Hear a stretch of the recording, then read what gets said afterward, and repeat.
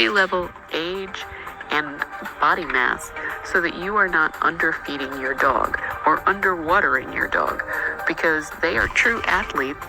As athletes, their hydration needs, their caloric needs are certainly different than an average imaginary dog that the labels are designed to satisfy.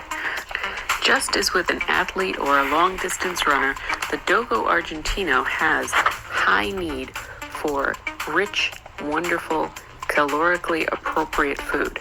Now, in my dogs, I tend to feed a biologically appropriate raw food diet, and they get the occasional amount of kibble just to make sure I'm not missing any vitamins.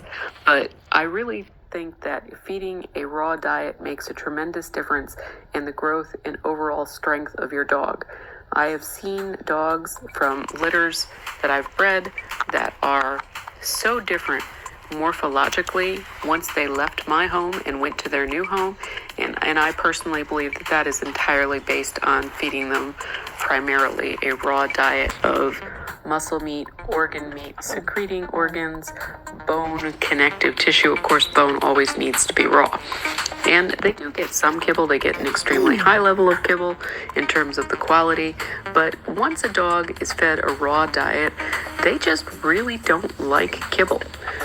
Kibble is their last choice. They're like, oh, kibble, it's just the way it is. It's not something they would eat in the wild. And honestly, kibble has only been around for about 100 years and was fed out of necessity in terms of it being a cheap food to feed a dog. But it isn't, in my opinion, the best food to feed a dog. I think the best food is raw food, and they get such an incredibly varied diet. They love it.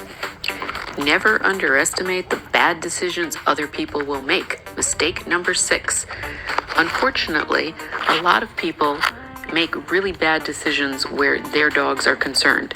And what they'll do is they'll allow their dog to be off leash in a situation that it is inappropriate and they can't control their dogs. And I've been unfortunately involved in more than one dog fight because other people had their dogs off leash. My dog was on leash, and that other off leash dog came up and attacked me and my dog. Most recently, I had 2 American Pit Bull Terriers attack my adult on leash female when we were on a street corner, not even near the yard of the people who had the dog. So you need to be prepared for other people's bad decision making. It may affect you, even if you are doing the absolute best by your dog to not put it in a bad situation. Unfortunately, other people can compromise your plans because they just don't think ahead or they don't take seriously the situation. Trusting your Dogo